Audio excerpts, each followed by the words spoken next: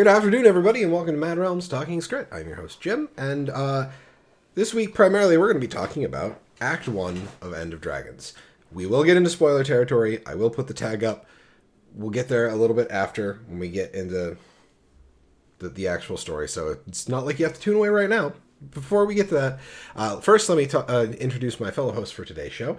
She is a writer for MMORPG.com, and she's got an interview with McLean Timer next week. Yay! Yeah, say hello to Arlie. Hi. Yeah, I'm so excited. yeah, that's pretty cool. Like I saw the thing where he's like, oh, he's doing an interview on Rolling Stone, and then Arlie's just like, I get to interview him next week, and I'm like, wow, he's going everywhere. But like that's awesome to hear I that you're getting know. the interview. The editor for MMORPG.com asked me if I wanted to do it, and I was like, yes. I was like, you do remember I was a music major, right? Like, oh my god. That is funny. fantastic. Definitely looking forward to seeing that. It's going to be a video interview, you said, right? Yeah. So we can look forward to that being posted on MMORPG.com, and we'll make sure to get that posted in our Discord. So links in the description, so watch out for that. And then, secondly, from the depths of space, bending all of the wills and I can't remember, swearing all of the blades. It's Zek. Sure, I'll let that slide.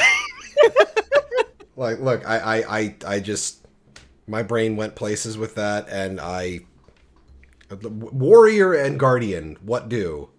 Jeez. Hey, it's not my worst. It's not my worst intro that I've ever done, but True. I think that bar is pretty low. The bar might be buried. His favorite instrument, why is it the recorder? Deo. Deo, no. Also, but sorry. I forgot to finish the intro because my intro was so bad. Say hello to ZeKrioX. I thought I said hi. You probably did. You probably did. But he forgot to say the other part. I never actually finished the. You said hi. This is a professional show, guys. Who the fuck said that? When did we ever say we were professional? We just persistence To the scuffed Skritt. Persistence. That's what we have here on Talking Skritt. So, good lord. Okay. Back on track. There's been a whole lot of scuttle in various places about and yes, Arlie Magni is eating his bed. Oh, okay. Yes, he does. I just saw it. Like, when you were doing the intro, he was like nomming. You could see him on the background. I was like, what the hell? Yeah, he just likes to nibble on, like he'll be laying in bed with us. He'll just chew on the sheets. Okay. Because he's weird. Cool. Yes, you're weird. Anyway, it's just it's a very Skritt-like show today. Oh yeah. Okay, so they're currently still making changes to the battle for the Jade Sea, which I still haven't touched because I haven't made it to the last zone yet. They are, from what I've seen, looking into... They have reduced the amount of times a tail hits you. Uh-huh. Which is apparently a really crazy big deal because they said that they saw completion rates go up by 30%. Yeah. Which, it's funny because I was looking at reading through some of the responses to that change, and there were quite a few people like, changing that won't help at all. Brar. I'm like, well... And then Arenanet's like, numbers. Yeah. Apparently actually did. It might help with not your particular problem, but... And then... I've only managed to beat it once after 10 attempts, so... Oh, okay. That's actually pretty good. I do remember being part of a lot of failed dragon stands. Mm-hmm. Like a literal month after Heart of Thorns. Oh, yeah. Heart of Thorns released. So having successful, like, last map of the expansion drop meta events being successful like that's pretty solid. Now, the other thing that people are saying is that it's not a very rewarding meta. Uh-huh. I will agree with that. And they are... I agree with that because if you're not aware, the turtle, the turtle, it's not that big of a deal as a reward. At least even completing it once. They are making changes regarding that. I can't believe you're saying that with Arlie in the same call. I know. I was Oh, Like about the to say, turtle's not a how big deal. dare you? How dare you, sir? I like the turtle. I like the turtle, but the amount of effort compared to like every other mount to get, Mm-hmm. it's a little more insane. Because at least with like Raptor, you just pass Get a it? you pass a Mm-hmm. chapter. Springer, you buy it. Jackal, you buy it. Griffin, you buy it and you do a quest. Roller Beetle, you do a quest. Sky Scale, really long quest. Warclaw, you play World versus World. Mm-hmm. This, you have to beat something really difficult and then do a collection. Yeah. It's Well, a pretty big gate. It's a pretty yeah, big I was gate. gonna say that the fact that they locked it behind the meta is, I think, what makes all the difference in terms of people's reaction to this. Because I'm with you, Malthanis. I remember Dragon Stand awful when it first came out for quite a long time. Like even well until after they did the revamp of the maps, it still getting a successful Dragon Stand was Terrible. um It was awful. which Yeah. I think the revamp happened like 3-4 months April. after. Yeah. It was the April update. Yeah. Okay. So like it was a fair amount of time. But like yes, you were locked out from finishing exploration of the zone and you were locked out from getting certain pets until they moved them. But that's not the same thing as being blocked out from not being able to get one of the absolute like banner Bless you. features of the expansion, which Mm. is the siege turtle. It's something that they've been showing off since like the beginning of showing off the expansion. It's something that's in every advertisement. You got to try them. Like it's definitely been one of the key selling points for the expansion. And then to find out that this meta, which isn't easy to do, is how you get that. They either needed to let people know that you were going to have to do a really hard event to get it Hmm. before doing the collection, or they should have just not locked it behind Now, that. one of the things, speaking of that, they have made the change that you can buy the turtle egg Mhm. from Mhm. vendors in Jade Sea for 200 writs of the Jade Sea, Mhm. Mhm. which I mean, Not that difficult. Not that difficult. No. well, it's more just it puts a hard cap on the amount of time it takes to get it, Right. which is Which is good. fine. Um, Dragon's Den had a learning curve, but unlike Dragon's End, it wasn't entirely. Oh, so Dragon's End, the meta event has RNG mechanics.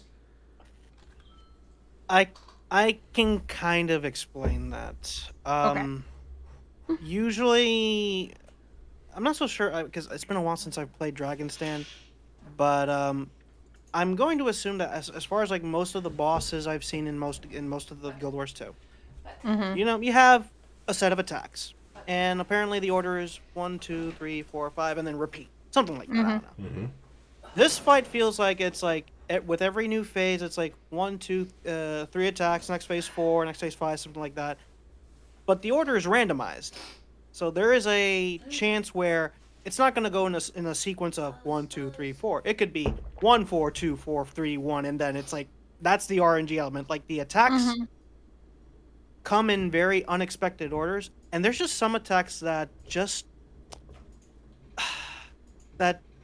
are very difficult to counter if they come twice in a row, Oh, Right. especially. so we're talking about like dealing with Matthias in Wing 2 when you get hit with the RNG mechanics 3, 4, 5 times in a row.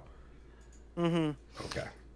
And there's just a couple of moves that one of them that, let's again without much detail, it just cuts into so much time when you're trying to deal with the boss. Okay. Mhm. Essentially, like you have a specific amount of time to deal with this thing, but it has mechanics that cuts away from So that it's like time. CC, fears, stuff like that. Sort Or of, you have sort. to you have to do something that takes you away from actually dealing damage. Exactly. Well, And Yeah. not just that, but the boss does it too. It's the boss that's responsible for that particular threat. And Which then again, I I'm have not gonna heard go too there's much into. also like picking up a bundle item that is crucial to part of the fight, and people could just pick it up and walk away with it. Like just picking up, it's something about picking up an item that I heard that spawns in the fight. Not No? quite. I mean, there There, is something that you have to pick up during the Oh, it's a fight, buff. but I Yes. wouldn't call it Okay. a bundle. It's more like something that's yeah, just I part of think it was the wording of bundle was used mostly to help protect like spoilers, people giving it Okay. away. hmm Um, okay. Let's just say a particular mechanic that is, well, not mechanic, but a particular thing that has been debated a lot that is used that you get from a specific content release is being used in this fight, and a lot of people are arguing it shouldn't be used It's in the this way fight. Or stations. yes, Yeah, it's the pact. It's the United Legion's way station because I know people go back and grab those because the electromagnetic pulse is crazy good for break bars on literally everything. Yeah, And I I noticed honestly, that. Oh, I'm sorry. sorry. I just gonna say when I was doing the new kinding meta today, I noticed people putting those down all over the place, and I was kind of confused about it. I was that's random, but now that you mentioned electromagnetic pulse break bars, a Mhm. lot more. Yeah, I mean, there's already like a whole debate on whether these things should be in the open world or not. Because Mm-hmm. as far as the last encounter is concerned, it's almost mandatory to have it Really? available for everybody. Because there are some scenarios where you're gonna have to use the thing, and I don't know, like obviously the newest players are not gonna get access to that. I believe, I'm not so sure. Mm-hmm. But You can use the table even if you can't put the way station down yourself because I can't put the way station down and I can get stuff from it. But I think you need to have at least progressed into Icebrood Saga and activated that mastery track in order to be able to use it. okay, Yeah. gotcha. So that aspect of it, I feel like, for one thing, I just feel like it doesn't really belong there. It's something that's something that they're gonna have to figure out if whether Waystation should be an Ice Mm-hmm. Brood exclusive item that could be only Well, used, or it. yeah, I'm sorry. I'm watching the background. or if they nerf the Waystation somehow. Which I'm Yeah. not so sure Well, how they'd be able to do that. I was gonna say the issue with that also is one of the things that they've done with End of Dragon. They've taken a lot of effort into helping new players be able to function well in like a lot of the basics. Mm-hmm. Being able to unlock gliding, a raptor springer in End of Dragon is a huge deal. Absolutely Oh Like yeah. agree. Yeah. I know like for some people that seems like, a little thing, but it makes complete difference with how you interact and can play the game. And if having the way stations, if you can't actually make use of them unless you have Ice Brood unlocked, that and if it's an integral part of making a fight work, that's a huge random like slapdown to new players. Well, that also kind of they're going to have to effectively disable the way stations in some way, shape, or form if they want to balance the encounter properly. Mm-hmm. Because otherwise, they're just going to get data about completions done with the EMPs for any of the break bar mechanics because people will just continue to take the EMPs in there. Honestly, I'm kind of leaning towards the way of like the only maps you can use the way stations on are maps with United Legion's presence. Mm-hmm. So, because like as far as we know, the United Legions is going to be a thing in the story going forward. That's an Yeah. assumption on my part, but if the Char as a nation state is really going to have any kind of representation, I feel like that's going to be available going forward. The United Legions will be a thing. So like, okay, Living Story, this would be chapter 6 technically, right? Because Icebrood was effectively season 5. Yeah. Yeah. So season 6 of the Living Story starts, and like the Char made landfall somewhere in Cantha to assist with a thing. Mm-hmm. So on that map, you can use the way station because, the United Legions are there in order to supply it. Right. Now, Well, I think. Well, I was just gonna say, I think originally they probably approached it with the same thought as like lighting mounts and stuff, where being able to use it in maps will help advertise content. Like, oh, what's that cool thing? I want to use it. What do I have to? But it, I think it's different because like the way you use it can actually affect fight much more than mounts. You can only really use at the beginning of a fight because once right. you're in combat, you can't mount up.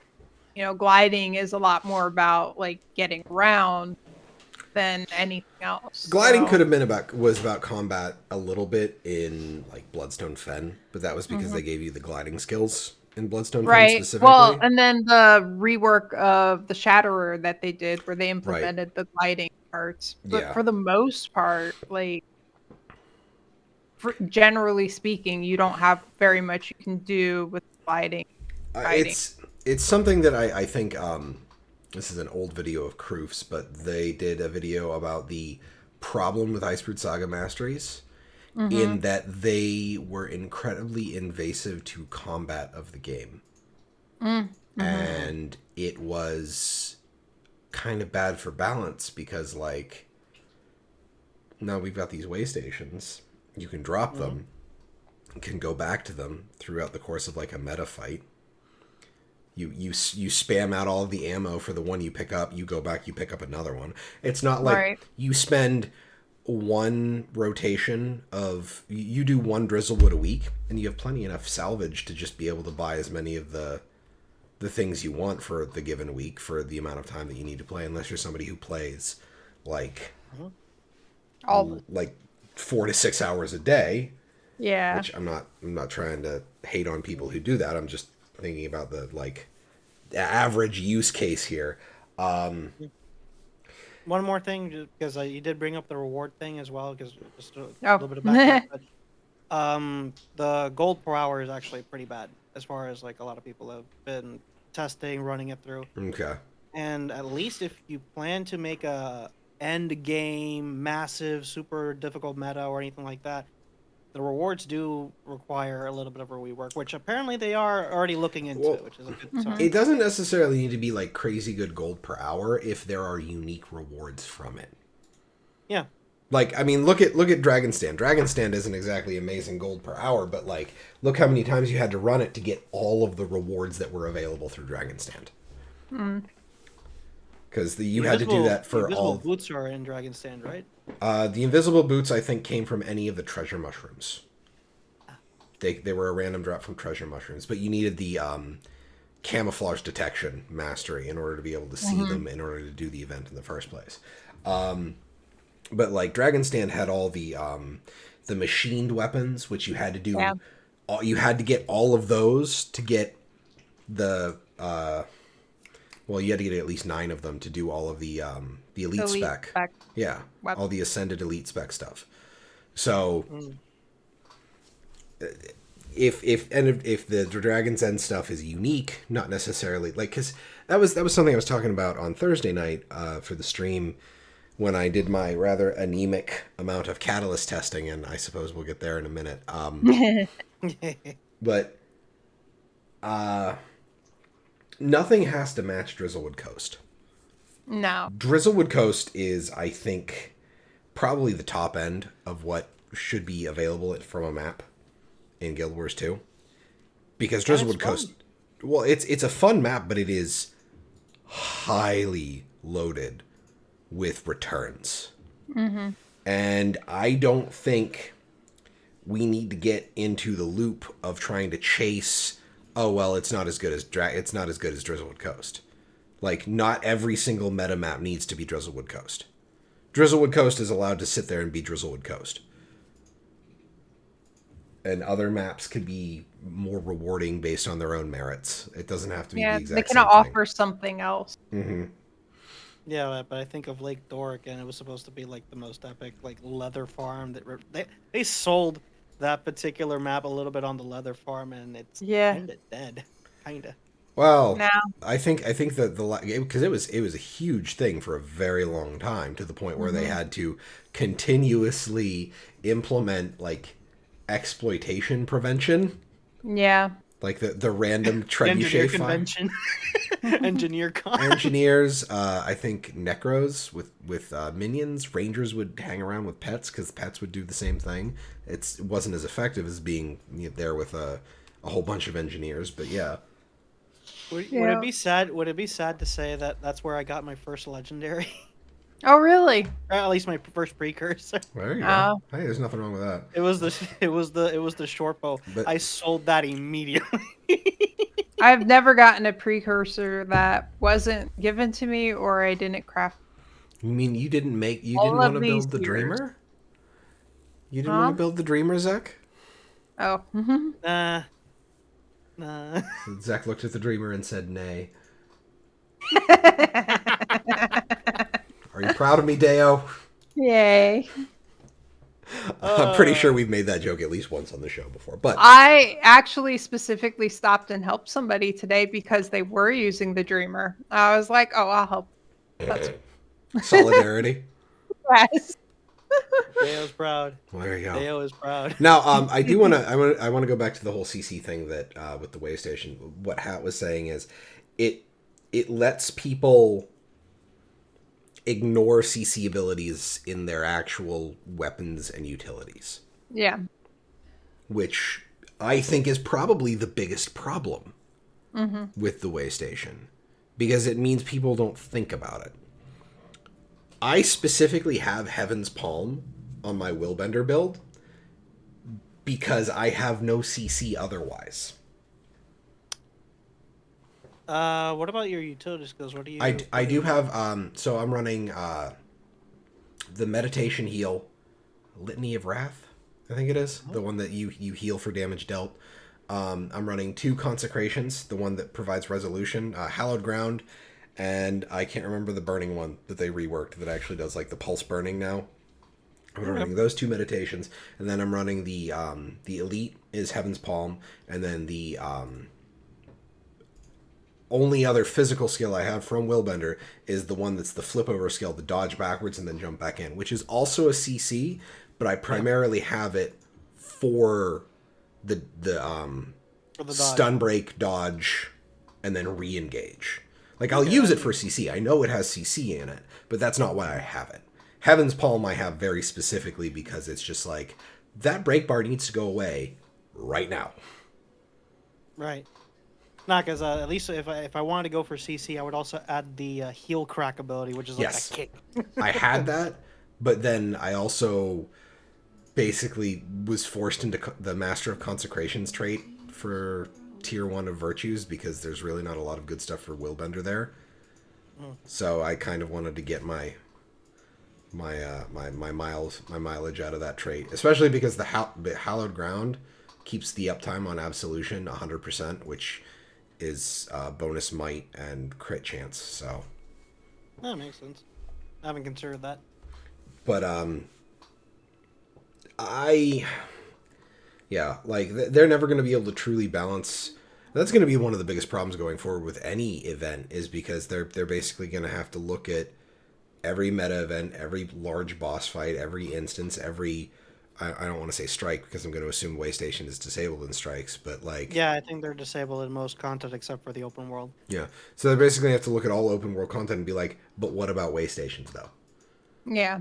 Which They essentially have to balance for them being there or not. And if they balance for them not being there, then it's going to make all of them way too easy if you have them. yeah. And if you balance for them, if you get too many people who can't make use of them, then it's going to be really, really difficult. Mm-hmm. So honestly, I think that the first thing they need to do is to just put a harder limit on using the Waystations. That's my personal opinion. Wow. I just had a thought. Maybe instead of those groups advertising for the Dragon's End meta, to instead of saying, meta builds only, they should have said, have Ice Brood Saga unlocked. They were And not to focusing. mention, every time I go in the LFG, there's at least one, like 2 other people complaining about it. It's like, this meta sucks, or I'm protesting, or something. Well, like we have to. They literally post themselves in there just to complain. My Right. biggest problem with that is like we need to do the meta as players in order for them to get the data to fix the meta. Right. So I don't know. Well, again, like I said, I think part of the problem is putting the turtle because, like, for me at least, like working on a meta like that, like a major end of expansion meta, I expect it to be difficult. I expect there to be like multiple months of like, being a mixed bag of finding good completions and not. I like the challenging content to be there. mhm. Um, but I don't know. I feel like it's a combination of like what we were talking about with like the balancing with the tables, the other stuff, and then also locking the turtle behind it that caused such a strong reaction. Because it is, I don't really believe it is worse than the Dragon Stand on its own. Mhm. I just think that there are circumstances around it that might make it feel like. Yeah, and I will say I don't have as much of a problem about the turtle being stuck there. That's because you're a silly person and don't realize how amazing and wonderful the turtle is and how you need it right now and it makes everything better. I'm just step away before You I say anything else about the turtle, because you good? You good gushing about the turtle? No? Okay. Um, but it's because of that exact thing is that like half of the reason or a large portion of the reason that it's failing is people just don't know the fight. Yeah. Like it hasn't entered the collective community consciousness on how to do this properly yet. Mm-hmm. Like remember when people had to get like dedicated groups together to win to Quaddle? Uh-huh. mm-hmm. I Like also remember on that note when these dedicated groups to get together, they would also assign people to work cannons because if somebody who didn't know what you were supposed to do with the cannons got on a single cannon, oh my god, people would freaking melt down instead of being like, "No, you need to do this. Can you aim it like here?" yeah, well that's Like that's the one it thing that was I a always huge deal. that's the one thing I always hate is like you're spending all this effort and energy being a dick to somebody. Why not just explain to them what they need to do instead of just being a dick? But I mean, and that's the way it always is. Every time there's challenging content in the world, there's always a learning curve, there's time. There's always they make changes to it, they balance it, make it Yeah. make sense. And I Um mean, it's been out 2 weeks, two almost 2 weeks. weeks. Yeah, because it yeah, released Monday the 28th. almost 2 weeks. It was well no, it hasn't been quite 2 weeks. It's been 12 Yeah. days since End Yeah, of that's what I Dragons was saying. released. It's almost 2 weeks. Yeah. Mm-hmm. It has only been 12 days since End of Dragons is released. They've already made 2 large updates to the meta. Mhm. If people were still trying to get their turtle like 3 months into the expansion, I would agree that putting the turtle behind the meta is a problem. Mm. I realize that it's a thing that they said, hey, turtle, and that was one of the Yeah. selling points of the expansion, one of the selling masteries. However, But Mhm. that's like they're not saying you can't get it. They're not saying that like it's just behind content that people like you need to progress the game to do. Well, That- the other thing that I'm not sure about is I heard that as part of the collection, once you get the egg, you also have to do a hard strike.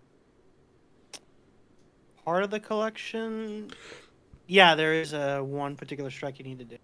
Do you have to Which do a hard mode of the strike or just do the strike? No, the hard modes aren't available. It's just do the strike. okay. Okay. That's what I was wondering about, and I hadn't been able to check on it because I saw somebody complaining about having to do a hard mode of a strike, and I was like, that doesn't make sense. That's at not. all. It's not. It's not Like, a release. It's not a well, release, like, bro. why would that be a thing? Okay. And that was the other thing. I wasn't sure if I just missed, because I don't generally care about hard modes of strikes. So I was like, maybe I didn't realize those were out already.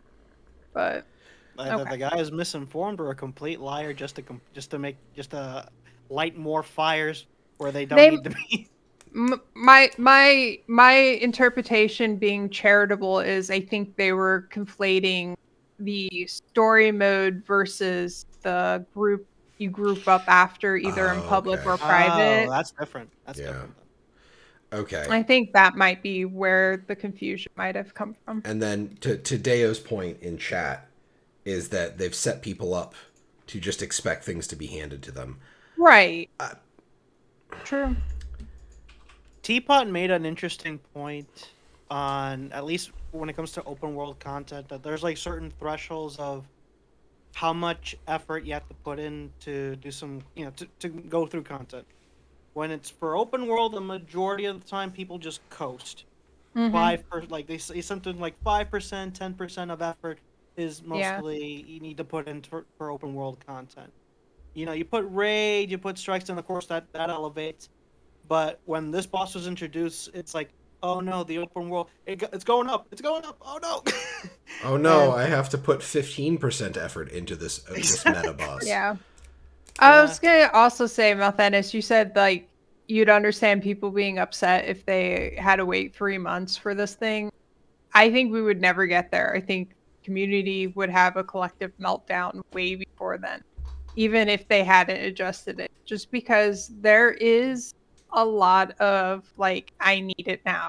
Like even just remember when the sky scale was put in, how pissed people were about the Now, time gates.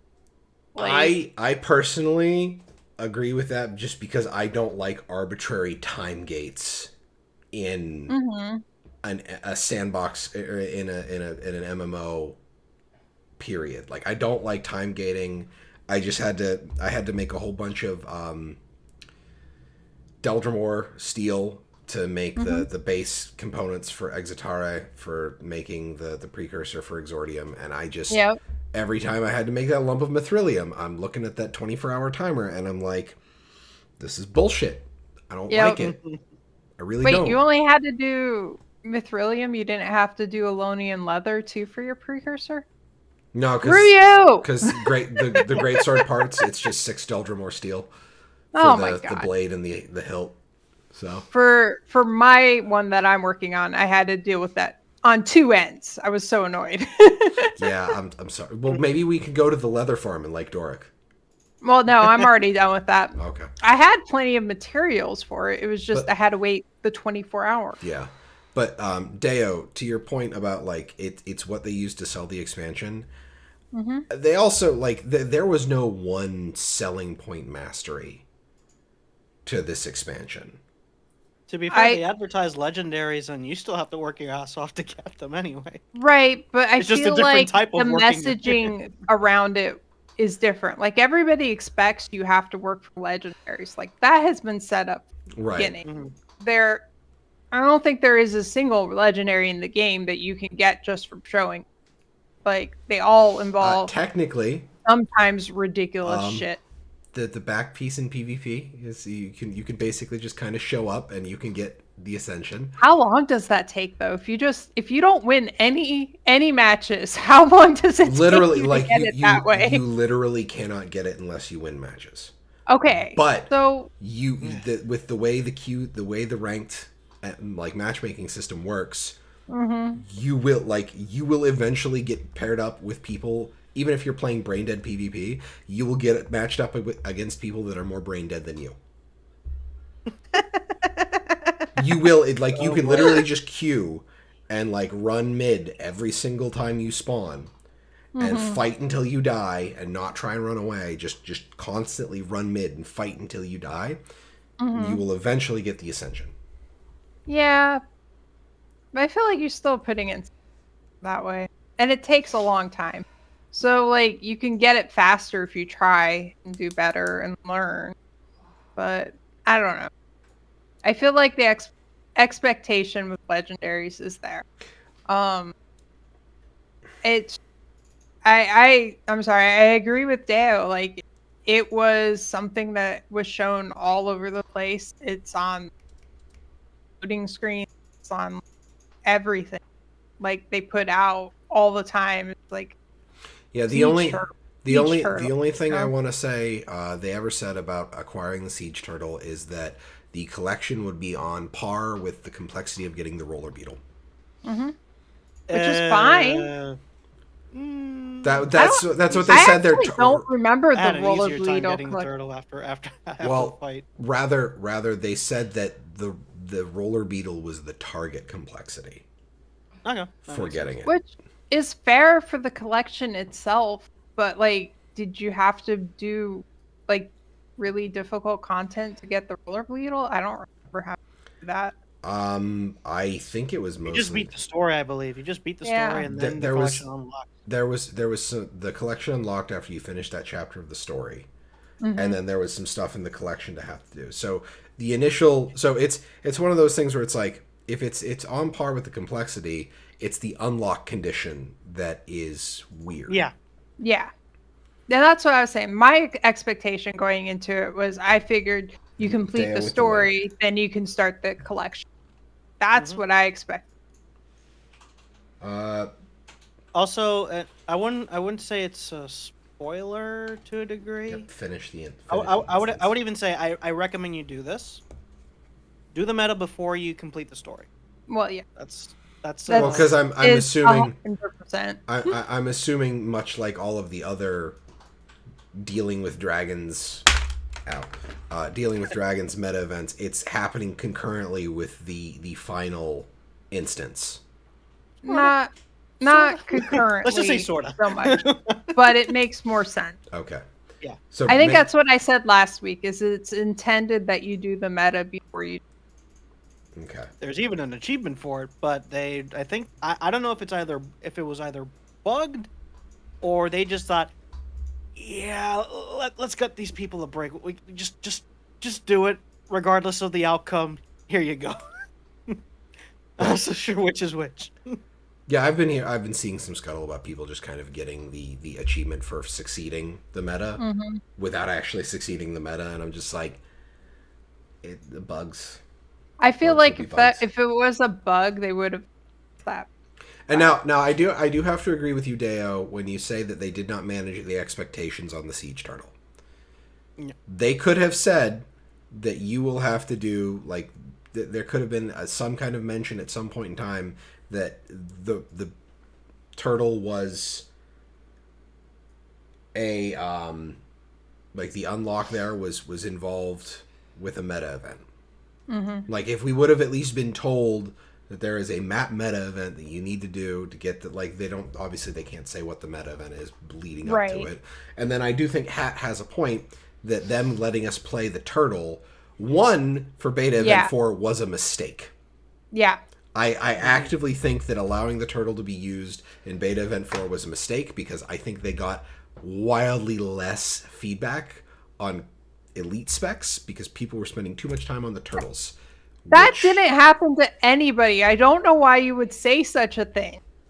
What's that? There was turtle hype. Too much turtle hype in his house. Too much turtle hype in his house. Thank you, dear. I like Nobody that one. we know spent all of beta 4 on turtle. No, Gross. not That's a rude. single Arlie did that. But also that's part of the selling point, like why I say it was a really big selling point for the expansion, because there are probably people like, oh, I am example. Like I was like, oh cool, turtle. But then after I got to play with the turtle, I was like, You were oh, fuck, yeah, cool, turtle. Yeah. Like Same statement, more exclamation points. yeah. So Okay, so yeah, so it's primarily the unlock method that people were mad about, and then like the managing of expectations. Okay, I can get that. Plus- Now, granted, Plus challenging content plus the fact that it is in fact challenging content is like not Yeah. only that, it's also the fact that you have a it's difficult. You know. and Deo, you have a point. Multi-person mount. That's very accurate. although technically the skiff is a multi-person mount. Arlie, you have to remember to Push your glasses up when you drop the well technically. Well, Sorry. Well, actually.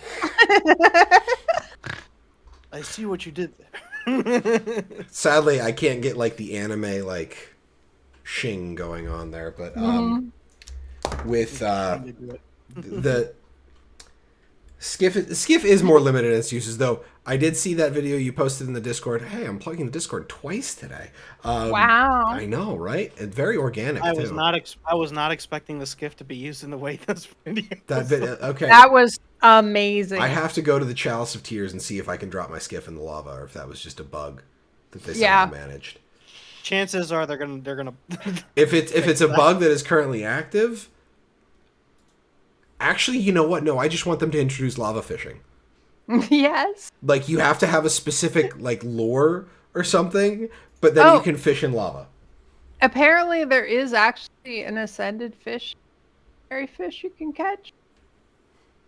There is I've a heard legendary tell. fish you can catch. Yeah. Actually, You've heard tales of a legendary fish? no, I Yes. caught one. Oh, you caught one? Yeah. In Wow. Seitung, and I got one. Q Arlie never ever catching a legendary fish. I know. Like, seriously, Jesus. Now I will admit that video did start with the skiff in Draconis Mons, which well, like, That's cool. see, weird shit like that is an opportunity for them to add interesting stuff to the game. Yeah. Like, weird areas that you would never expect somebody to try to deploying the skiff, and it works. Reward players for stuff like that. Put weird stuff in. Yeah. Mm-hmm. Like, if you have a special lure, you can now fish in lava. Because I would assume that like a lot of it's possible that some lava like still has like a liquid tag in the code, so that like it can say, you know, and that's just what the skiff tags into. But sure, Well, have us have like- like special obsidian fishing lures or something. Honestly, I wouldn't be surprised if stuff like that is in the game and just nobody's discovered it yet, because they do put shit like that in all the time. And even like just random, there's something that happens in the last fight that doesn't happen all the time, but when you notice it happen is pretty amazing and cool to see and completely random. But, you know, like just things like that are all over the place. So I wouldn't be surprised if there was something like that where you put certain things together or find certain, you can then like fish in place when it otherwise my be able God. to. A storied fishing lure. Call it lore. Yeah. Actually, speaking of fishing, God damn. good on ArenaNet for actually putting in-game skins for you to unlock for the thing. Yeah. Oh, so there's actual in-game like fishing rods and everything to pull? Mm-hmm. Like you get a couple of one for free, and then one that you have to basically do the entire fishing achievement to get. Oh, well, that's fine. That's perfectly cool. The one thing that I'm waiting for though is another skiff, because I have to admit, like, I'm glad to have the End of Dragons skiff out of my inventory. I'm not a huge fan of the look. I get where they're going with it, but like, bless you, dear. I re-dyed it and I like it a little better now, but bless you. Arlie said bless you too. Thank you. I am sick. I'm sorry. Just I am sick. Yeah, she's not doing great. Poor thing.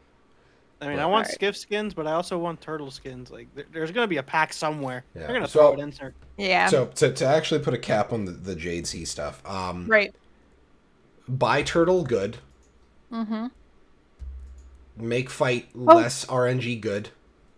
One thing I was gonna say, I particularly like that they set it at 200 writs, because one, it doesn't make it too easy to get, but also two, I feel like that rewards players who've been working on trying to get the meta done and haven't had success on it a little bit more, because they likely have a lot more writs than people who've tried once or twice and never gone back. You know? It's bad luck protection, effectively. Yeah.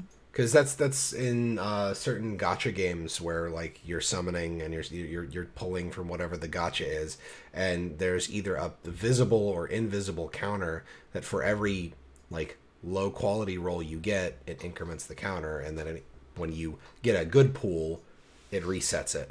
So, Yeah. I mean, the reset's only one item because you're not going to be buying more than one turtle egg, even if it's an item you can buy multiples of on the account. I want a turtle army. I don't think that's going to be possible, Arlie. unless they finally give Rangers the double pet I elite need. spec. Yes, I was gonna say I need my turtle pet. I need my turtle mount. I need my turtle minion, and then I'll run around on my ranger and be happy. Do you need to get a Kappa Shell like backpack? Is there a Kappa Shell backpack skin? I don't think so. I don't know, and I'm surprised nobody's thought of that just yet. Yeah, Like, it's got to I be mean, coming. Dude, Then the Arlie Ninja could Turtle, be the turtle. Ninja Turtle cosplay Yeah. would be hilarious at Yeah, this point. you have 4 color coded thieves wearing the Kappa Shell backpack. Teenage Mutant Ninja Turtles. That says no. Don't sing more of that. I don't want to get. That's You can, fine. you can Yeah. use the backpack, the Revenant, and the Revenant band to color it. Oh no, Yeah. because you could, or you could just do the martial artist headband that you can get from the training grounds. If you didn't Yes, want but you because have to cover there's the- no. I know they use them as like it's the bandana over the eyes with the eye holes, but whatever. Will you strap 2 turtles to your feet so they? Wait, Arlie, did you get the turtle? I got haven't yet. I'm talking about the pet turtle, not the. Oh, the pet turtle. No, I haven't got my ranger there yet. I realized what I was doing and why I couldn't get through to Echevald. I was like a dummy trying to go through to Arborstone instead of the Echevald. Oh, so that was the gate Different. that was locked. Yes, Okay. which makes sense. I didn't do that part of the story yet. Yeah, that would be that part of that. Okay, Gotcha. so again, buy turtle good. Make fight less bad good. Make fight more rewarding good. Yeah. So for the Jade Sea discussion, they're actually like listening and slowly like working. Yeah. Stay tuned on March 15th. Yeah. Well, Well, it's- and like I said last week, I'm really happy that they didn't just nerf it to the ground and make it so everybody could complete it easily. Then like I think that's one of the things that I'm trying to remember is this is literally 12 days from release. This is the second talking Skritt in End of Dragons territory here. Yep. People are like, we're why still- haven't they fixed it yet? It's just like, do you understand the concept of time?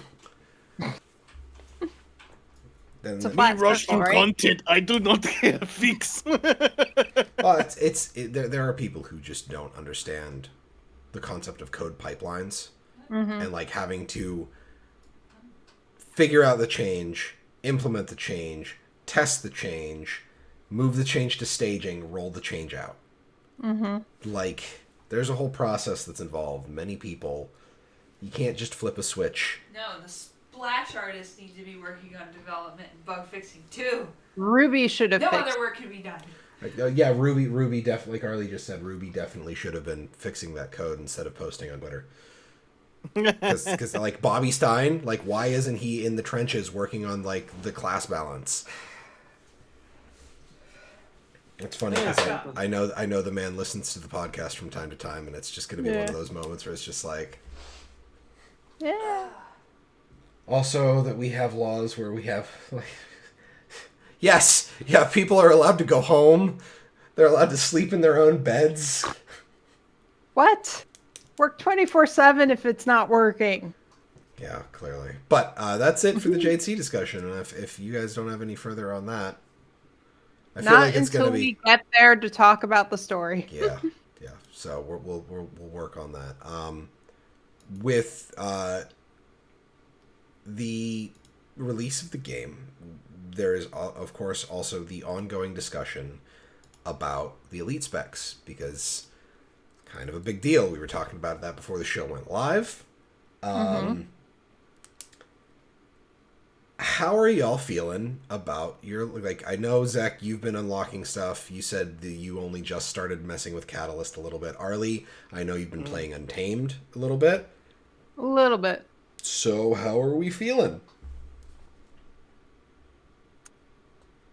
Okay. So I unlocked all the elite specs through all my characters. And while going through them, I just sort of replayed them again to see how they felt now compared to some of the other ones. Willbender's fun. I love Willbender.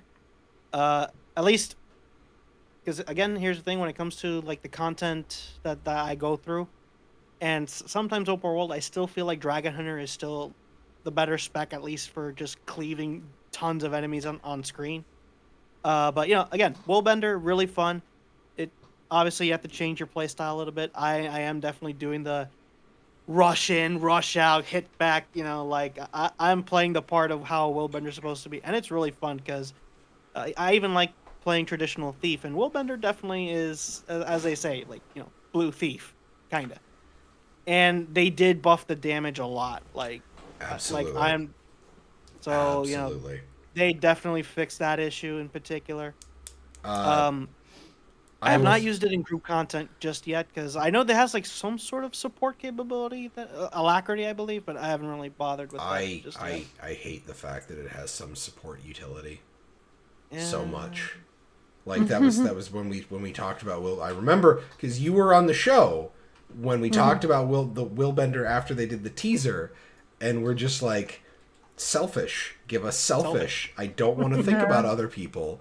And then they made us think about other people. Even in a reduced capacity, we're still thinking about other people. And I'm just like, I'm still sour about the fact that it can be also an effective Condi class. I want like pure like melee brutal. I'm gonna destroy you with power and stuff. But now, granted, as far as I've seen, it's more effective in Condi currently. And it's like I am actually going to drop Dragon Hunter entirely from my PvE. That might be my WW build, just because I really enjoy Longbow in WW, because Longbow is an amazing utility in WW. I love it. But in PvE for my power build, it's going to be Willbender, because holy crap, it does so much damage. When I think my standard combo right now in Saiton Province is I'm running sword, and then I have staff offhand just because I like having range on my offhand, but I'm usually using sword. F1, press 2 for the seal, or for the symbol, and then press 3. And then whatever I'm fighting, if it's a normal enemy, it's dead. Sorry. It's okay, darling. Bless you. Bless you. But it does a ridiculous amount of damage, and to the point where I'm actually looking at everything I'm doing, and I'm going to start picking up the new stat set Dragon, because I ran the numbers, and with the build that I'm running, which here's a third plug in Discord, we have a builds channel in the Guild Wars 2 subsection. I have almost 100% uptime on just 55% flat chance to crit, just from various I think it's Absolution gives you plus 10% chance to crit. There's an ability, minor trait in Radiance that gives you plus 25% chance to crit against burning foes. And then Sword 2, the symbol gives Fury. So I don't need all the precision that I have in my Marauder's gear, so I'll drop. Because Dragon is primary power ferocity, and then precision vitality, if I recall correctly. Yeah. 2 minor stats. So I think that's where I'm going to go with that, because oh boy, do I want bigger crits, because that just sounds like it'd be a whole lot of a fun time. That, and I need to get rid of my Berserker trinkets, because oh boy, do I feel glassy. I will say the one thing, the F2 is amazing for healing, and then with all the damage that I deal, Litany of Wrath, the damage to heal skill for Willbender has been fantastic, and as long as I'm paying attention to what I'm doing, I feel like I can survive a lot, which is nice. But Arlie, Yes. how are you enjoying Untamed? Well, okay, so honestly, majority of my time I've been spending on my element. But from when I was playing Untamed, I made an interesting realization as I was I don't I'm not playing it at all, I think, how it's because from what I've looked at it and the way that it's to flow, I think you're supposed to actually actively switch between the Unleashed a lot, like not maybe not a lot, but like, change it up here You have depending to on what you're juggle. You have to doing. juggle the mechanic literally. Right. I am leaving my pet unleashed like 98% of the time. I mean, honestly, every time I unleash myself, I don't know. One, I feel like I'm way too squishy when I do that. Like it makes it way too easy for me to go down. And I don't feel like damage increase I get from it really makes that much difference. Did they get rid of the increased damage taken, or did they leave that in? I think they reduced how much you get. Okay. If I remember Yeah, correctly, I think they cut in half how much damage. Fine. And the other thing is I'm not using the hammer, and I think that's one reason why it feels a little weird for me to unleash because I don't have any of the special Yeah, skills. you just get the unleash skill once. Right. Which is fine, but like mechanically, I don't like using the hammer as much as I like my sword and my warhorn. Um, those I really like those weapons skills, how they work. Uh, so yeah, I was actually thinking maybe I should just not Untamed. I feel like I'm not utilizing it in a way that I'm really getting much out of. I mean, my pet being unleashed is pretty cool. I do like the new skills that they gave us for them. Those are fun, but Oh, yeah, you do take more damage while you're unleashed, but that's because you have a 10% damage reduction while your pet is unleashed. yes. Because they remove Yeah. the damage amplification, but while your That's pet's pretty good. unleashed, you get a 10% damage resistance buff. That's why it feels different. Okay. Mhm. Yeah, so like this is a moment where I'm like, I recognize it's me. I'm the problem. I'm not playing it how it's intended to be played, but I just really don't like playing it the way it's to be intended. Yeah. That makes I think that was one of the things that Krista was saying is that like you can leave your pet unleashed for like pet plus plus and then just have access to the new skills and like some of the traits and still Yeah. just play however you want to play as ranger, which Mhm. sounds to be exactly what you're playing it as. Yeah, pretty much. And I'm not 100% sure if that's worthwhile or if I'm better off just sticking with my old ranger build, but it's fine. I'm enjoying it. I'm not liking it. It's just I feel like I'm not getting the full experience of that spec. Understandable. Speaking of Untamed, I just found the mentor character for the for the Untamed. Oh yeah. Um, speaking of the mentors, just a quick thing. I like most of them, although the Untamed one is really funny because it mentions the Soul Beast in the conversation. Do they make It's fun like- of Soul Yeah. Beasts? No, it's like the Untamed explains like how does powers work. You know, we stick to nature, we become one with whatever. That sounds like Soul Beast. Oh yeah, I heard of him, but it's different. It's different. Trust me. Totally different. Completely different. Don't think about it. Yeah. Um, Yeah. I have to admit, I do like the conversations you can have with the new Elite spec Mhm. NPCs, and I appreciate that they actually have like the call out icons on the map Yeah. for them. Yeah. Yeah. So you can find Yeah. I'm a little, I'm a little intrigued by the one for the Blade Sword because that's gotta be a Metal Gear Rising reference. That's gotta be a Metal Gear Rising reference because I think it is. I'd have to. Because, I remember Fenris retweeted a screenshot. That yep, Hat is saying yeah, it is. yeah, because I made the meme video like a while back, Mhm. and it's like that's gotta be the reason why they came up with the Blade Sword. They played a lot of Metal Gear Rising, and they thought that That's a good idea. Why haven't we thought of this? I mean, it is a good idea. So. And then they made a reference to it in the game, and it's like, oh my god, everything's clicking together, and I'm happy about it. It's in the name too. Like if you take a look at the names of both the characters from Yeah, this game, it was the name that I saw that Fenris was tweeting about. It's like, but ArenaNet.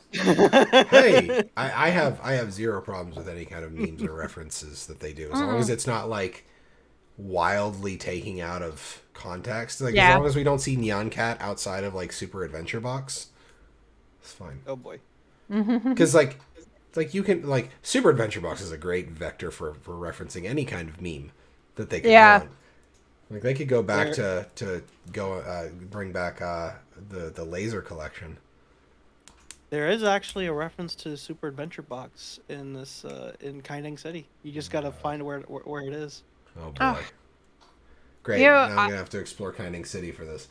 Well, that's what I was about to say. After I got done with the meta today, I just wandered around for a bit, and I found so many just nooks and crannies that I didn't realize were there. Like, I feel like all of the maps are like this. There's so much to discover and explore. Well, that was it's ridiculous. One of the nights we were playing, I can't remember if it was just me and Krista streaming, or if we were playing, or what. Mm-hmm. I don't like. I find myself actively choosing to not get on my Skyscale or Griffin, to only use like landbound mounts. Like I usually just run on my Jackal, and sometimes I'm just walking around on the maps. Mm-hmm. Like I actively want to like look around, and I don't remember doing that. Yeah. For Path of Fire. Yeah. I was also thinking about it today. I was trying to get to a mastery point, and I saw somebody on a Skyscale like wing up to it. Mm-hmm. And I was like, yeah, that's nice that you can get there that easily, but I feel like I'm kind of happy I don't have that option, because I feel like I would miss so much of like how things are connected, and like there are little other areas, so many little other areas I found on my way to mastery points, figuring out how to get to spots. Well, I mean, that's the whole problem with, like, I remember in World of Warcraft, is once you got flying, did you ever actually spend time on the ground? Right. Well, and like I will also fully admit, I will use my Springer to scale up a wall if it's at all possible. I have done that many. But still, many you also have to like think about how you do it, because you have to aim for like ledges and stuff, and make sure there's no overhang. Yeah. Before we I have to, because I swear this will be the last time I ever bring it up on the show. I finally did actually have time to play my Catalyst for a solid hour on Thursday, and you love it now, right? My final verdict is that Catalyst is so bland that I could not bring myself to want to keep playing it, and I went back to playing my Willbender. Oh, wow. Like, the problem with it is that it is just a mess of mechanics that were all looked at individually. It feels like they were all looked at individually and were said that, oh, this is cool. Mm-hmm. But were never really evaluated as a whole package. Bless you, dear. True. Like, we're talking about the Untamed. If you don't have Hammer, it kind of feels like you're missing out on a large portion of its skill set, right? Mm-hmm. So that's kind of one of the things that I look at, is like, if you're not using if you cannot do something respectable using the full gamut of what the elite spec has to offer, so you're running the elite spec, the weapon, and the utilities, if you can't do something useful with that set, there is a problem with the design. Theme before function, yes, Hat. So, like, the problem I have with the Hammer is the 1, 2, 4, and 5 skills on the Hammer, aside from fire and air, 1, because honestly, just make them melee. The 3 skill, which is the one that summons the orbs that spin around you, makes me want to rotate through everything very quickly. but it makes me feel bad for not using, like, it just makes me want to rush through my attunements. It doesn't make me want to, like, I don't feel like there's any tactics to it. It's just get to that final grand finale and fire off all of the orbs for the big damage. While at the same time, you have to be able to drop the orb, which is a whole nother button, which the class mechanic for, this is new for the Elementalist, because the other two elite specs, you never got an F5. It was just, it altered how your attunements worked. So for Tempest, you could repress the attunement you were in. For Weaver, you could be dual attuned, but you didn't really change the flow of an Elementalist going through elements. Other than, like, well, you would change the weaving through the elements that you would do. I was gonna say, I feel like Weaver came the closest to changing that up because it changed her relationship to the elements a little bit. But it and, didn't, like, having, especially if you were using a main hand and offhand as opposed to a two-hander staff. But yeah, I'm not disagreeing. I'm just saying that the Weaver, I think, comes the closest to doing. Yeah. But at the same time, like, then you have Catalyst, where the class mechanic has nothing to do with F1 through 4. To use the default buttons, I guess. It has nothing to do with your attunements. It's a whole extra button. Which I guess is fine, because there's a bunch of other classes that have a whole extra button. But it adds another step to everything an Elementalist needs to do, because the whole point of Elementalist is you're going through all of the attunements and going through all of your weapon abilities, and now you also have to remember to drop this extra field.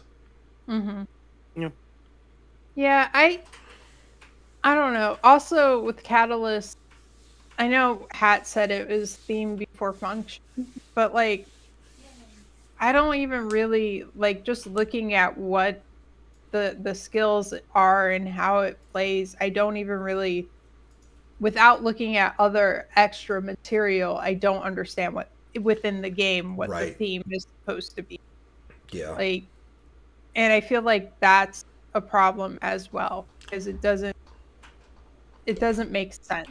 Like, with I still don't understand the theme at all. Like, even just from I haven't found the Catalyst person in the maps yet. It's near the exit to where you're supposed to go to Echo Belt Force. It's in that lake area. Okay, so it's in the Kining City map. Yeah, but it's towards where the zone change to Echabald is. Hey, 7-bit. exactly. That's okay. You're only just catching the last Catalyst rant. And Yeah, then that's for the today. issue. Just the Catalyst, for what it is, it's like every other version of the elite specs for the Elementalist, like, offers, like, some flexibility. But this one is like you have to play it in this certain fashion, and apparently the way it works, at least the attempts I've done using it, it's field, hammer, melee, melee, melee, field, hammer, melee, melee, melee, and it's like, and then augment in the middle of it too. Yeah, and it's confusing. You gotta. But my biggest problem. Like I need to rework my buttons just to see how to make then it work. you said the last thing here, Zach, is the augments are stances. Yeah. That's all they are. Like, they got when they changed it from beta weekend 1 to beta weekend 4, when they took off, like, the extra effect and just gave it a cooldown reduction, or, like, an increase to the buff duration. They took away everything they took away anything interesting about augments. The augment is now just a self buff that has a conditional cooldown time, or uptime benefit. You have a conditional uptime benefit, and that's it. Yep. The one I was actually watching Valen do a PvP build for it, which was, interestingly enough, Fire Earth Catalyst using the Signet trait in Earth. He was running 3 Signets in the build. which I thought was hilarious because I've never seen an honest to god signet build for Elementalist. Right. But the only augment he used was the Elite. And there's even a portion it's right in the middle of the video, and he's like, yeah, the Elite, like, it's not super useful, but like if you really need to burn that extra like CC, like he mentioned it specifically at a time where he was in air and he needed to do CC again. So he hit the Elite to get the second updraft to do another knockback. Or I think he did it because the whole point of his build was to proc all of the aura buffs. Which, at that point, it's like he's literally only using the Catalyst trait line for auras. Like, he's using, okay, I have full access to a field that I can use leap finishers through, but it's not like Daggers doesn't have fields itself. So the Jade Sphere isn't as great. He's literally only using, like, the whole purpose of him using Catalyst at that point was just for the 2 traits that involve auras in the Adept and Master tier. And it's just about aura uptime, which how many other Elementalist builds have done that ever, right? I guess that means that would mean, like, because it's just that to me when I hear the auras thing, it's like, isn't it already like going into Tempest territory a little bit with that? I think it's getting to a point where I feel like Elementalist is very muddy. Bless you, dear. Don't sneeze while fishing. Okay. Don't sneeze while fishing. Okay. Very important. You scare away the fish, obviously. Yes, scaring away the fish would be a bad idea. But it's Elementalist, I think, needs a wholesale rework of a lot of the traits. Just Elementalist or Catalyst? Catalyst, yes, absolutely. Catalyst needs. ¿Por qué no los dos? Yeah, ¿por qué no los dos? Like, one of the biggest problems, I think we talked about this on another show, is how many times is an Elementalist build? This is for damage, and it's going to be Fire, Air, X. Yeah. So it gets to a point where, like, okay, why can't I use Earth for damage? Because Earth feels like it should be able to do some damage just from, like, elemental theming. It does. Water feels like it should be able to do some damage due to some theming on the elemental stuff, but, like, it's pretty pigeonholed into healing and support. Earth is pretty pigeonholed into some Condi damage and also reducing damage, but then you've got Fire and Air who both do a shit ton of damage. So I don't know. I admit that, like, I don't disagree, but also I'm very hesitant on wanting them to rework anything with Elementalist just because I love my Weaver build and I really don't want to change. Like, right. Don't touch the Weaver right there. It works so well the way I have it, and I agree. Like, and it's taken me, like, you know, a while of working on it, and like it's close to what the Weaver meta was at one point. I don't know if it still is or not. But you like it. And that's the point. And it works really well for me. And I've gotten to a point where, like, hell, like, even on the Kining meta, I went down once. That fight's crazy. Shock. And we were all over the place. And you missed it, Zach. I think you missed it. I think, no. So anyway, I mentioned at some point when I was doing it, it was very, like, reminiscent of South Sun with, like, flipbook feel. Oh, just the lag? Earlier. Okay. Yeah, it was, like, very, but there's damage all over, and I was really proud of myself for managing to only go down once during that fight, and, like, being able to be useful for the break bars and all the other things, and, like, I feel like I'm really gotten to the point with it where I'm comfortable and I really know how well it works. So, like, I don't want it to lose it, you know? Now, granted, when I say rework a lot of Elementalist, I feel like one of the bigger issues is that a lot of the traits only work while you are in the element that it is assigned to. True, yeah. So, like, a lot of fire is like, while you're attuned to fire, do this. But, like, at that point you're saying, okay, so do you want me to rotate elements, or do you want me to sit in one attunement? Yeah. What do you want? So that's kind of the dissonance that I'm saying here, is that, like, sure, there are, like, say for warrior, like, you take a weapon trait for a warrior, sure, that's really only going to affect you while you're running the one weapon, but they changed a lot of the weapon traits to just give you at least some small buff, so the trait isn't 100% useless while you are not using that weapon. Mm-hmm. I know the Guardian one for sword is it gives both power and precision, but I think you only get the precision if you're wielding a sword. Mm-hmm. Yeah, that's right. So it's one of those things where, like, elementals could definitely use that, because there are so many traits in elementalist where our weapon swap is our attunement swap, and there's a whole bunch of traits that literally do nothing if you're not using the right attunement. Right. Yeah. Which is probably why we don't see, because there's a lot of ways you can avoid that and do a lot of damage in fire and air that you don't have to be in the attunement. Mm-hmm. So, also, Deo says your advice is better than patch notes, dear. Yay. But that's it for me. I guess it's turned into more of a full-blown elementalist rant than anything. I think it's just at this point it's The dead horse. it's the downed horse, because the horse is an elementalist and downstate is part of the rotation. Not even the Jade Bot can revive it. Aww. It's when the devs make jokes about your class perpetually being downed, Mm-hmm. there is a got a problem.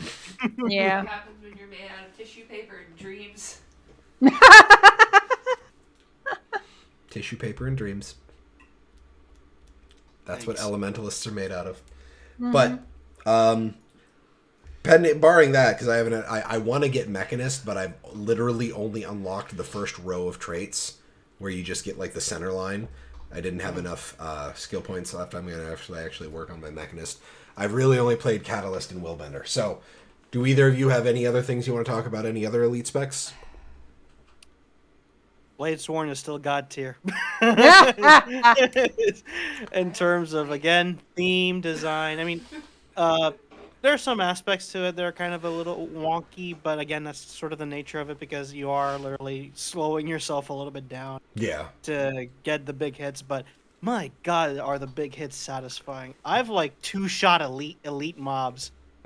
Well, that was I still That's remember ridiculous. the one wet bus ticket raid that I did when we were in Gorseval, and the Blade Sworn in the group was just like, I'll take this one guy, one of the four shades for the Gorseval, and he's just like, whack, and it's just like thud. And I watched it happen. I had clicked on it because it was the last thing, and he's just like, okay, there's 25 stacks of Vuln on here, and then he just did the Dragon Trigger 1, and I just saw like 80% of his health go away. Mm-hmm. It literally got deleted. You couldn't even see it anymore. It was ridiculous, but it's good to hear that at least it seems that a solid majority of the elite specs are good. Mm-hmm. Yeah. Which is great. So I think that means we are good to move into spoiler territory. So what I'm going to do is I'm going to fade in the spoiler tag. Mm-hmm. I'm going to give people a minute. We're only talking about the first 4 chapters. Yes. If you have not punched my Trin, we will spoil things for you here. Yep. This is your final warning. And punching my train isn't a spoiler because that was given away in previews. I'm sorry. Did I spoil something? You as long as it's not past punching my Trin. Oh, the best part is when you sit at the DMV. Well, that's after. That's after that. That's next. after. That's no. That's next week. We'll talk about the DMV next week. So you have to tune in next time. I love that one. Okay, so I'm gonna say at this point that everybody's gone. So we're gonna talk about spoilers. But first, before we get into Actually, you know what? I suppose this would be the good time for the recap. We start because this starts from this is the start of End of Dragons, the first 4. Mm-hmm. Oh, okay. Bring in the Bleach references, Arlie. Sunborn Sakura. I couldn't help it. It was just sitting there. It's sitting there, yeah. God, I want to go back to when that show, like when I knew nothing about that show and how much Shonen Jump destroyed Tite-Kubo's life. But Anyway. okay, so start of End of Dragons, we go to the Eye of the North to talk to Aurene. Yep. Aurene's like, I can't see past this day, which, you know, when we have a future-seeing dragon, not being able to see into the future, kind of a big deal. I think the plot blocked it. plot block. Damn plot block. Then we go and Timey's having a bit of a problem because of... What's your cue, Arlie? Anka. Thank you. Anka.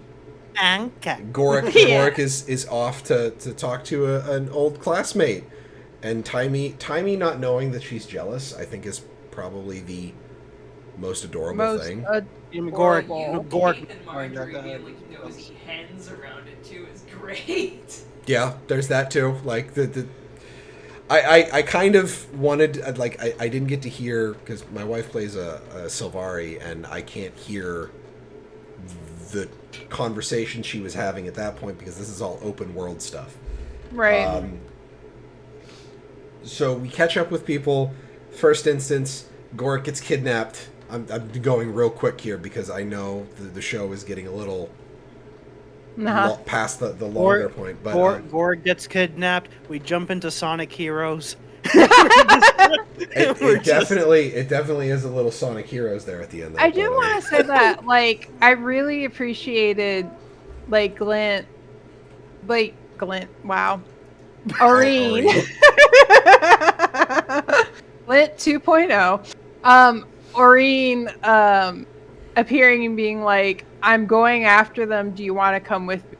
Like, her just being like, I don't want to sit out this time. Yeah. I felt like that was a really good moment because there was a lot in the last where she was like kind of paralyzed with what seemed like indecision over what to do or not feeling like she could do a lot at points. So it was kind of nice going into this to see her being like, I'm going to be more active. Take it easy before we get copyright struck.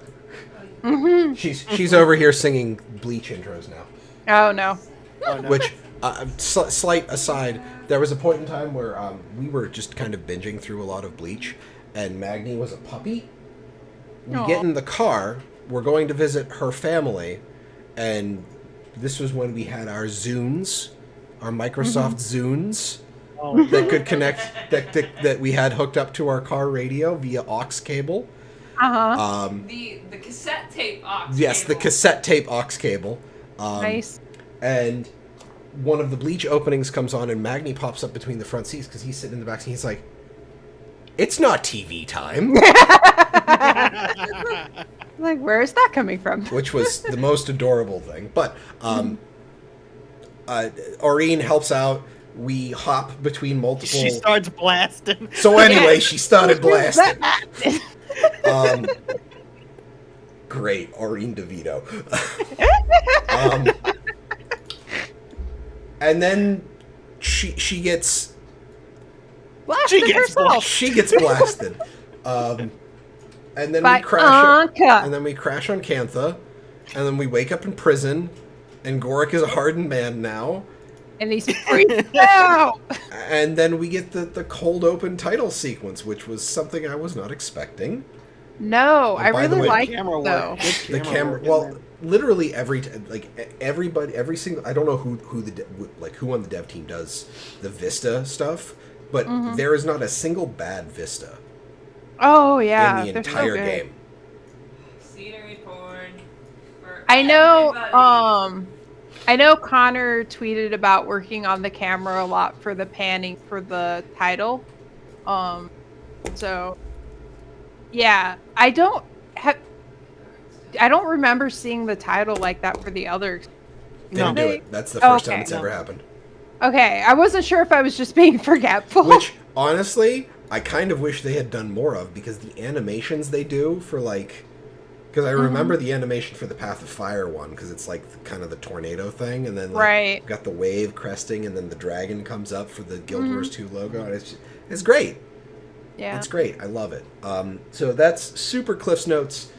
Does its zero justice version of the first instance. Our cold open. Me and Arlie talked about it last week a whole bunch, just because I loved it. And if the rest of End of Dragons is that, I will love the entire story. So Zach, you're on the spot. First instance, what'd you think? First couple of instances. Just the first one. Just the first instance. one. Getting to Cantha. Yeah. Going to Cantha. I mean, yeah, that the sequence of obviously like jumping from ship to ship is just awesome. Although I do need to go back to it, because apparently there's an achievement where you literally have to destroy everybody. We managed to do that, I think, but that's because we had 4 people in the instance. Yeah. There's also an achievement of doing it with only making 10 hops, Yeah. which Thank you, dear. no idea how you, but You'll figure it out. yep. But yeah, as far as like the first sequence is concerned, it's really fun, really exciting. Like it gets you hyped up. Like it's like immediately takes you to the action. As far as anyone, no one would have expected that. But also, it's like a very clever way to sort of get us from one location to the next, because a lot of people were wondering, how are we going to get from Tyria all the way to down below over there? Dragon magic. Yep. The mists. Dragon magic. Yeah, and not gonna lie, like that was actually pretty epic. And obviously, like the interactions with some of the characters, including like Anka and Maitrin, because she's not part of the instance, but like she's there. She's You on hear her location. voice. Yeah. And you start to hear a lot of tension going, and there's like, wait a minute, what's going on over here? Then we of course, Aurene gets blasted with Deus Ex Machina over here, or something like that. Not really, but actually, yeah. And then of course you land in there. You get to meet, of course, the guy with the coolest hat Rava.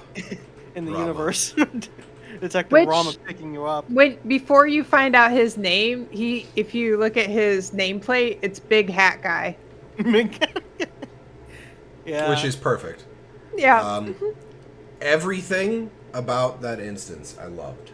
I had Yeah. zero problems with the rest of that. Now, we do have a hard limit of 20 minutes for the end of the show. Sorry. That's okay. Don't worry about it, Arlie. So I'm just going to speed run the cliff notes for the rest of this, because boy, does the last instance beg a lot of talking about. Yeah. Okay, you have to do a whole bunch of stuff that involves dealing with Aether Blades crashed in Xingzhai. Yeah.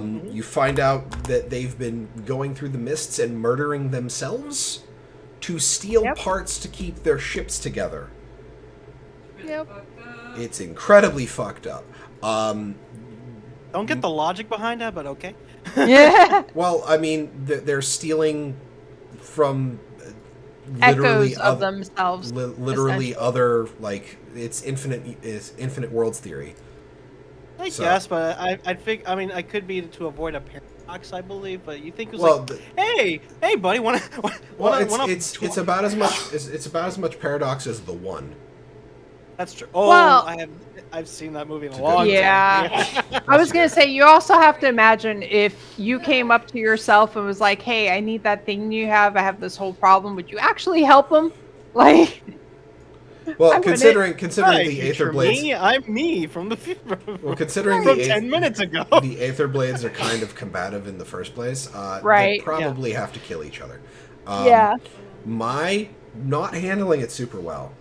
no. We take this information to the Empress, and we get a fantastic instance. I forgot to bow to the Empress because I missed the cue. Oh, Like, I bowed because I'm like, oh, this is probably something for an achievement. I bowed, and then I saw the flashing, like, get an achievement icon because I didn't move forward far enough. Oh no. Because, like, it's enforced RP walking for the instance, and I stopped, like, back from Casimir because I'm like, well, she's the diplomat. I'm just supposed to be back here, and I went to bow when she that's bowed. weird. Yeah. I stayed behind her too, but not very far behind her. But it's also not just the bowing. Later, you have to kneel when she kneels, and that's when you actually. I didn't get the prompt for that, but I think it's because I failed the first one. Right. So you need to. Did you attempt to walk forward before you were properly announced? No. Because if you did, Casimir would like mesmer magic you back into positions like, hey, now. Oh God, that's amazing! I love that. That is awesome. So we get to see an exchange between the Empress and June and Minister Lee, the hard ass that gave us a hard time in the first instance. He's just, he's just looking out for the best interest. Look. The problem I had at this point in time is I'm looking at June and Lee, and I'm like, one of them is a villain. I came to the same exact conclusion. Yeah. It's like one of you is gonna be an advocate. One of them is causing a problem. Now that I'm thinking about it, finding the Aetherblade recordings, I can't remember if it happened before or after. This instance? After. It happens after this instance. I think okay. after, yeah. Okay, that makes more sense because we go to after the whole audience with the Empress, we go to a side room to talk to Minister Lee and June. And I did not expect a cutscene here. Mm-hmm. A fully animated cutscene with facial rigging and everything. And custom animations with in-game models. Yep. It was amazing. I love it. Yep. I literally just want them to do like a mini series or something. The cinematic team who did that was just perfect. Did a fantastic job. Timey geeks out with June a little bit. Oh yeah. Which, I love those two. That's Interactions. that is specifically why I got super creeped out about the Aetherblade recordings, now that I think about it, because when you hear that the Aetherblades were contacted to find a dragon expert, and I'm like thinking back to June and Timey geeking out over tech, and I'm like, oh my god, is June like this criminal kingpin that is just putting on a face to get Timey closer to her, after Timey's like, oh yeah, I'm like one of the foremost people on dragon magic. She's like, oh really? Exactly. So like, I'm expecting Lee to be a dick just because he's an isolationist dick. I'm expecting June to be a bitch because she's like secret, like Jade Tech cartel boss. Or Yeah. worse. Yeah. Both think they're doing the right thing and end up doing more damage. That too. The road to hell is paved with good intentions and all that.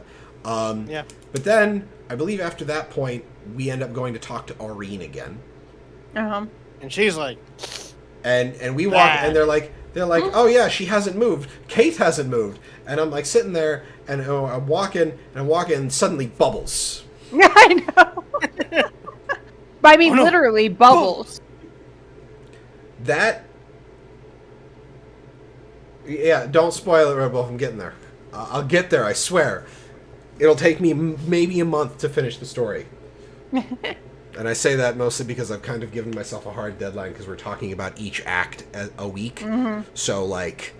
we're doing the abridged version. I'm using this to get myself to go. But, so... Aureen's having a psychic conversation with Suwon, the guardian dragon of Kantha, who helps turn back the undead tidal wave. Which I also have to say, like, knowing her name now, it's funny that we've been calling her for so many years. Well, I think because at some point, I think it was Bobby, one of the writers confirmed that her name did start with an F. Yes. Like, she did have a name, and her name started with an F. We so everybody was like, it's Steve. Well, that's because like all of the other dragons previously were coded male. So the assumption there was that, you know, all boy dragons, I guess. But Jormag was kind of in between. Jormag was yeah, that was pre-Jormag because we didn't know about because people started calling the undersea dragon Steve. That's during like game release. It was either I was gonna say it was either during Hot or before Hot. Pre-Hot. I can't remember. It was pre-Heart of Thorns.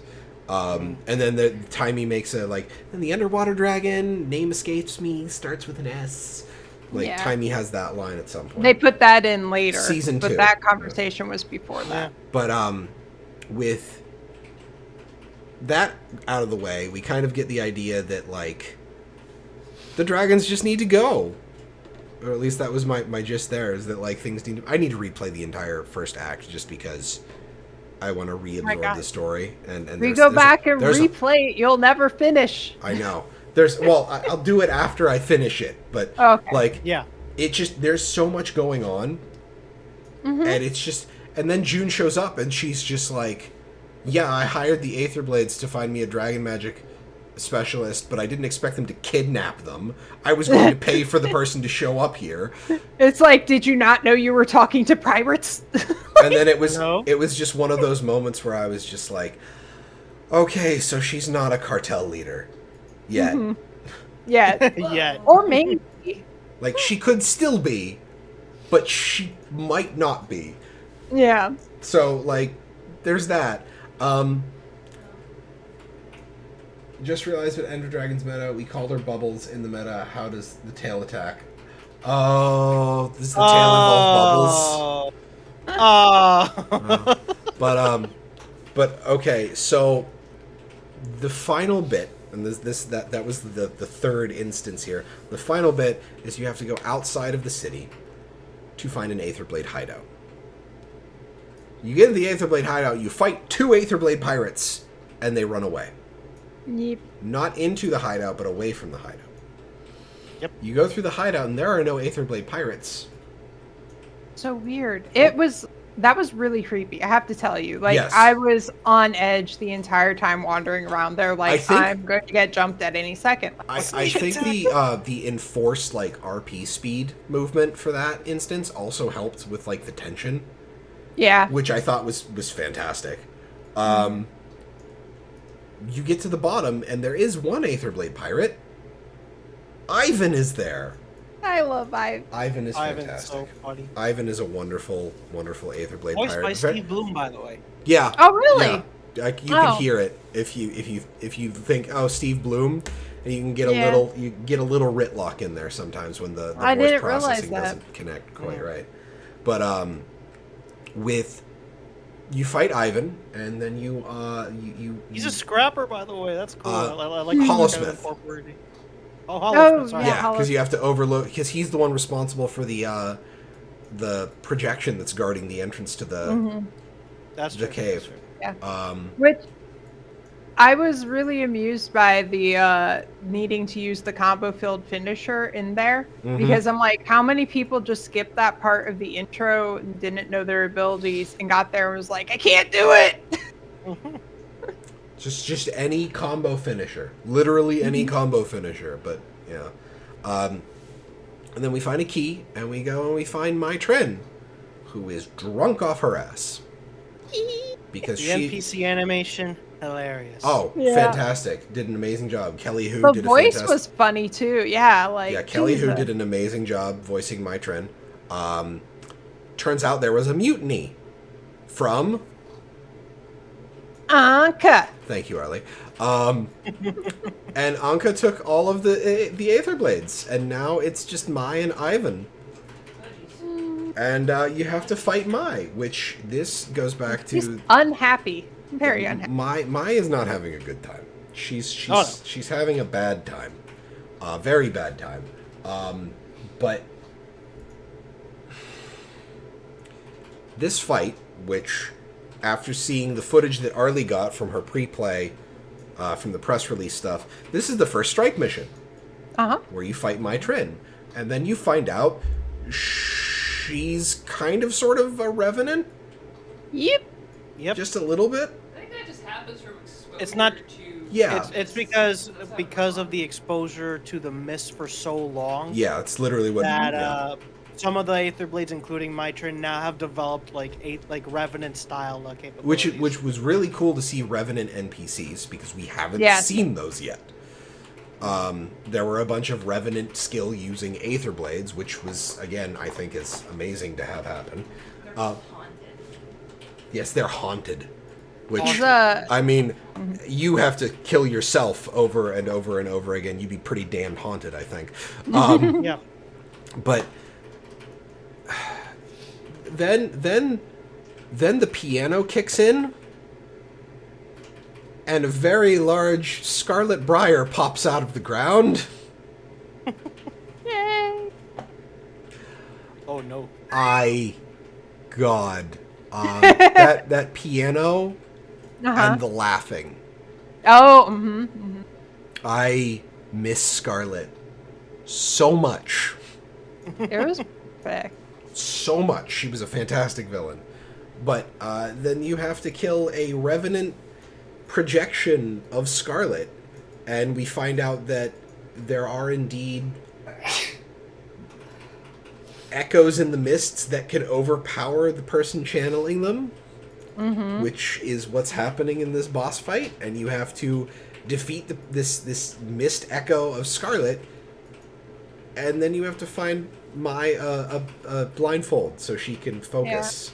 And then you kind of find out what the whole blindfold thing was for, because I don't remember Ritlock ever mentioning that. Ritlock did say at some point, Okay. just use the blindfold to help him focus. I Yeah. don't remember when he said that, but he said it at some I think he said it during Path of Fire, I believe. I'd have Or- to... It could be either. I- It could be between Heart of Thorns. Actually, it could be within Heart of Thorns. It's somewhere in there. I just sit here wondering how Revenants see. They sense things. And after the Echolocation. fight, I'm just wondering. Revenant rifle elite spec confirmed. This is... Okay, from the very first... From Path of Fire, I remember all the way back, it was either Tavik or Red Wolf saying that they wanted a Condi-based minion utility skill, like Condi, rifle, minions, Scarlet for Revenant. Confirmed. Yeah, And after this fight, confirmed. Honestly, I've been saying I wanted Scarlet as a Revenant hero since before Heart of Thorns came out. So, like, I had such a hard time keeping the secret that she was in there, and that's what was with my trend, because I lost my shit when she popped up. I was like, holy fuck shit, they did it. Yeah. So So then we punch that down. We help Mai. Mai is under arrest. Marjorie does not like her, but Mai offers to help us because, like, Marjorie gives her shit. Is like, what about all this other shit that you did? And she's just like, well, I can't fix that. Let me help now. right, yeah, Which is fair. yeah, I mean, both of them good points. You know, like I mean, she. you were partly responsible for the destruction of a city that killed probably thousands of people. But yeah, we'll settle that later. We need. Yeah, to... I like that it wasn't, yeah, sure, come with us. You know, like that it wasn't like, okay, we're friends now. You know, there's hesitation. And there's even more tension in further instances, in further story bits. But yeah, we're not going to get it into that carries this week. forward. Also But- noodles. Also noodles, but contextless statement unless you know. So that's the first act that Yeah, ends with fighting a mist echo of Scarlet Briar. Good fight. Good fight. Yeah, it was a Yeah. fantastic fight. I can see why that's the first strike, because if that's the first intro to like strikes in this expansion, it's starting off strong. yeah, definitely. So, thoughts on the first act? Go. Good start. Good start. Good start. I'm like, at this point, it's like, I can't wait for more. I gotta keep playing. Yeah, yeah. Well, that was, I really had a lot of apprehension about how the Aether Blades and my train in particular were going to come back in the story, because pre-doing it, it seemed really random and out of nowhere, and I feel like they did it in the best way possible. Like, it didn't feel forced when I actually played through the story. It made sense, and it was also like, holy shit, that's dark at certain points. So it was really, really interesting. Like, Yeah, And I also like at least during the Saiteng itself, like when you're in Saiteng, there's always they even said in themselves that they were planning to do this during the development of the game. It's like they're trying to incorporate like stories that are happening within a gap of history that we're not aware of. Mm-hmm. And as far as like the story is concerned here with the Aether Blades, they kind of help fill some of that gap because they were extremely, they were a pretty decent part of it throughout. Yeah. This. So So that not means only do we get context of what happens in Cantha, but also what happened to them too, because they technically just disappeared on us. The Like, Aether Yeah. Blades have been effectively committing suicide for the past Murder, suicide. the past 15 years in game. Yeah. Yeah. No, like 10 does that years. wait, so does that mean every fractal is canon now? Every Apparently. Aether Blade fractal Technically, is- every fractal is canon anyway, but it's just because multiple. we just worlds, killed so. my Trin for her multiple times. Well, no, we never killed her in the fractal. No, Oh, right, we right, took her right. prisoner. Oh, gotcha. Goric. We killed Hork, though. Hork dies. Hork dies every time. What is Poor Hork. happening, my Trin? But Oh boy. But yeah, so they've been like spending close to or more than a decade on this steel. Well, I can't remember the exact timing of it, but from the end of season 2 when the Aether Blades disappeared Mm-hmm. Until now. And I think we figured it out like your Sylvari character is 14 or 15 because I went from the first year that's in Can I the hear about my vacation then? yeah, I'd like to hear about the commander's vacation. I agree. But I do not want to go to South Sun. Thank you. Yeah, no vacationing in South Sun. But other than that, like my statement last week about the first instance is it was if the rest of the game is as good as this first instance, I'll be happy, and I can definitely say Act 1 was as good as the first instance. Yeah. So it's carrying through, and I'm very happy about that. That's my whole statement there. So Looking forward to Act 2 and beyond. that's Act 2 next week, where we go to the DMV. Yay! And on that note, we have to do outros because Arlie has to get going. So first and foremost, Arlie, where can they find you? You can find me on Twitter and Instagram at Arlie82. Awesome. And Zek, where can they find you? You can find me on twitch.tv/ZeKrioX or even youtube.com/ZeKrioX. Currently on a bit of a hiatus, but I should be back soon as I get some projects done. So I'll catch you guys as soon as possible. Awesome. And you can find my dumb face on Twitter at MalThanosMMO.